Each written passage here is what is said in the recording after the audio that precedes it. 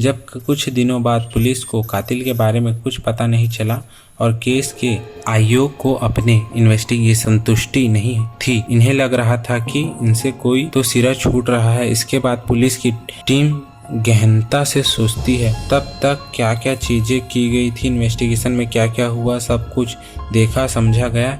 इसमें एक ऑफिसर ने आईओ से एक बात बताई। उस दिन जब वो पैर मिला और जब वो टुकड़े मिले, हमने फोरेंसिक टीम और खोजी कुत्ते की मदद ली थी। इसमें वो खोजी कुत्ता टुकड़े मिलने वाली जगह से कहीं और नहीं गया बल्कि सीधे मंगेश के घर गया। इसमें कुछ तो अजीब है। अब ये लोग फिर से अपनी इन्वेस्टिगेशन में जुट जाते हैं। अब इन्होंने मंगेश के माता पिता से बात करने के बजाय इनके बारे में जानना शुरू कर दिया। इनके पड़ोसी और रिश्तेदारों से खामोशी से पूछताछ होती है। बातों बातों में पड़ोसियों ने बोला कि पिछले 5-6 महीनों से एक शख्स उनके घर पर आता जाता दिख रहा है। इसके आने का टाइम तभी है जब गीता बाई घर पर अकेली हो, जब डगरू घर पर ना हो और बच्चे भी स्कूल गए हों। ये सुनकर पुलिस के कान खड़े हो जाते हैं। पुलिस चुपचाप उस लड़के के बारे में पता लगाना शुरू कर दिए।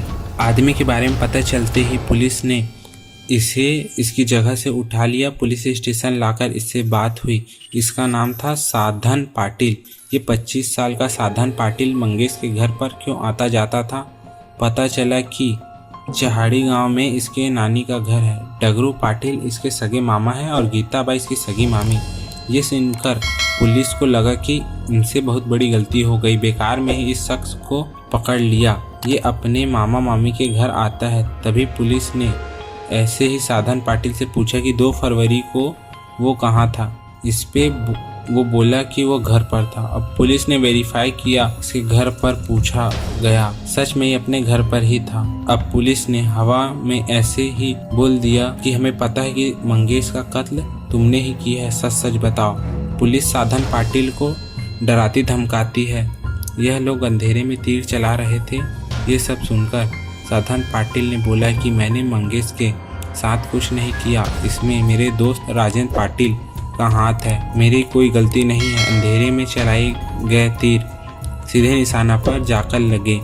साधन पाटिल से राजेंद्र के बारे में पूछा गया, इसका एड्रेस लिया गया। अब पुलिस राजेंद्र को भी उठाती है। ये भी एक लड़का था, कोई क्रिमिनल बैकग्राउंड नहीं था। थोड़ी शक्ति दिखाते ही ये भी टूट जाता है। इसने पुलिस को पूरी घटना को बताया। ये पूरी घटना को सुनकर पुलिस भी हैरान हो गई। अब ये सीधा मंगेश के घर पर जाते हैं। घर पर रिश्तेदारों और पड़ोसियों की भीड़ थी। गीता बाई की तबीयत भी ठीक नहीं थी। इनका रो रो कर बुरा हाल था। अब पुलिस इन लोगों को पूरी कहानी सुनाती है। आखिर मंगेश का खून हुआ है या मंगेश बना है काला जादू का शिकार। ये है पार्ट 2। देखने के लिए सब्सक्राइब करें लेजेंडरी क्राइम्स को। पार्ट 2 आएगा 5-6 दिनों में। Thanks for watching.